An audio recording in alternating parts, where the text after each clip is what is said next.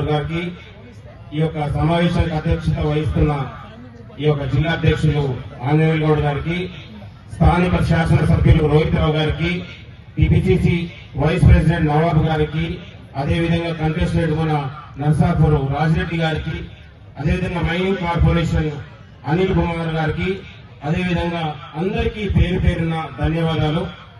మహిళలారా, అక్కలారా, మీ అందరికీ ప్రత్యేకంగా ఈరోజు ఈ ధర్నా ఉద్దేశం ఏంటంటే, మన తల్లి సోనియా గాంధీ గారు ఒక ఆలోచన వచ్చింది.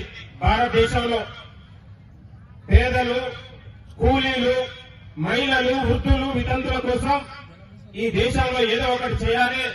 ఆమె ఒక రోజు అనంతపురం జిల్లాకు ఆంధ్రప్రదేశ్ కు వస్తే ఇక్కడ ఉన్నటువంటి పేదవాళ్ళందరూ మహిళలు, వృద్ధులు, వితంతుల ముఖాలలో వాళ్ళ కన్నీళ్లు కనపడ్డాయి.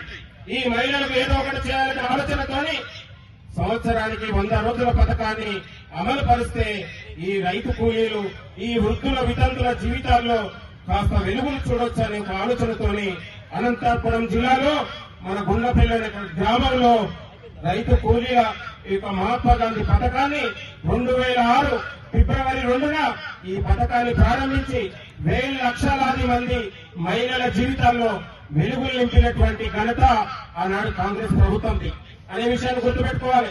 ఇక సడన్లీ దేశమంతా దాదాపు 2005లో ప్రారంభించినటువంటి ఈ యొక్క జాతీయ ఉపాధి హామీ పథకం దాదాపు 200 జిల్లాల్లో మొదటిగా ప్రారంభించి దేశవ్యాప్తంగా అన్ని జిల్లాల్లో, అన్ని గ్రామాలలో ఈ పథకాన్ని మనం తీసుకెళ్లడం జరిగింది.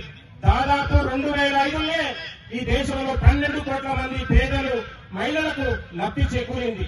కాబట్టి ప్రియమైన మహిళలారా, అక్కలారా, చెల్లెలారా, అందరికీ కూడా ఈ పథకం యొక్క ఉద్దేశం ఇవాళ బీజేపీ నరేంద్ర మోడీ ఒక కుట్ర చేసి మహాత్మా గాంధీ మహాత్ముడి పేరు తొలగించి ఒక రామ్జీ అనే పేరును పెట్టి ఈ యొక్క పథకాన్ని నీరుగార్చే ప్రయత్నం జరుగుతా ఉంది. దయచేసి ఆలోచన చేయాలి. ఎందుకు ఆలోచన చేయాలంటే, రోజు మహిళలందరూ ఇవాళ thumbnail పెట్టాలి, ఇవాళ మొత్తం కూడా హై టెస్ట్ పెట్టాలి. దీన్ని నీరుగార్చే ప్రయత్నం జరుగుతుంది. రాష్ట్రాలపైన భారం వేసి ఈ యొక్క జాతీయ ఉపాధి హామీ పథకాన్ని నీరుగార్చే ప్రయత్నం జరుగుతా ఉంది. కాబట్టి గమనించాలి, ఆనాడు సోనియా గాంధీ గారి నాయకత్వంలో ఏదైతే ఈ దేశంలో మహాత్మా గాంధీ జాతీయ ఉపాధి గ్రామీణ పథకం పెట్టామో అదే పేరును కొనసాగించాలి.